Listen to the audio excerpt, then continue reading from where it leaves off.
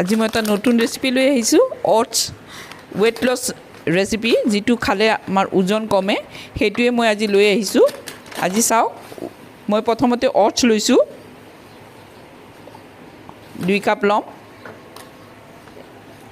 2 cup লৈ মই পানী দি ভিজাই থম চাওক এইটো যদি খায় আপোনালোকে ৰাতিপুৱা ব্ৰেকফাষ্টত খুবেই হেলদি আৰু খুবেই মানে স্বাস্থ্যৰ কাৰণে খুবেই ভাল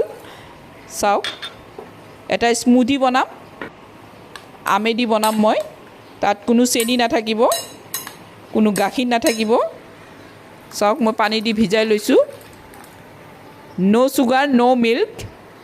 চাওক ভিজাই লৈছোঁ 15 মিনিট মই ভিজাই থৈছোঁ 15 মিনিট ভিজাই থোৱাৰ পাছত মই ৰেচিপিটো বনাম চাওক ইয়াৰ কাৰণে মই প্ৰথমতে এটা মই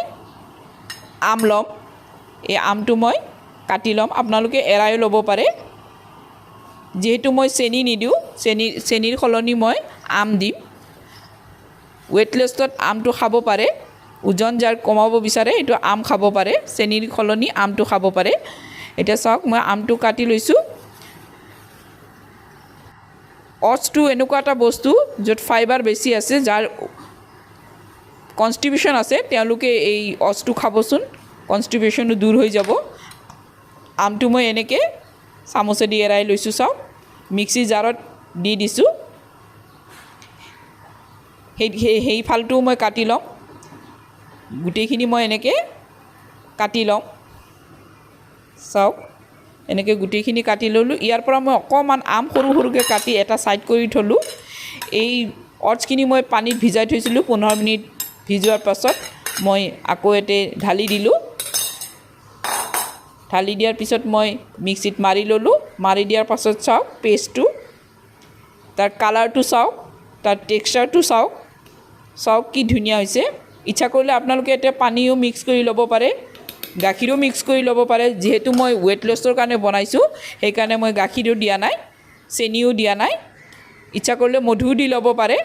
কিন্তু মই আজি একো দিয়া নাই যিহেতু মই ৱেট লছৰ কাৰণে ওজন কমাবৰ কাৰণে বনাইছোঁ চাওক মই গ্লাছত ঢালি লৈছোঁ দুজনৰ কাৰণে বনাইছোঁ মই 2 গ্লাছ বনাইছোঁ ৰাতিপুৱা ব্ৰেকফাষ্টৰ সময়ত খাব চাওক এতিয়া অলপমান আম মই সৰু সৰুকৈ কাটি লৈছিলোঁ সেইখিনি ইয়াৰ ওপৰত দি দিছোঁ চাওক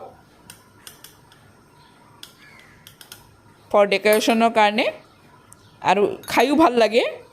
কেঁচা আম বা পকা আম এনেকৈ দি সৰু সৰুকৈ কাটি দিলে ডেকৰেশ্যনতো ধুনীয়া হয় খায়ো ভাল লাগে এতিয়া মই চাওক মোৰ ৰেডি এতিয়া ৰাতিপুৱা আপোনালোকে এইটো খাব পাৰে চাওক মোৰ যদি ৰেচিপিটো ভাল লাগে এটা লাইক কৰি দিব যদি বেছি ভাল লাগে আপোনালোকে নতুনবিলাকে ছাবস্ক্ৰাইব কৰি ল'ব থেংক ইউ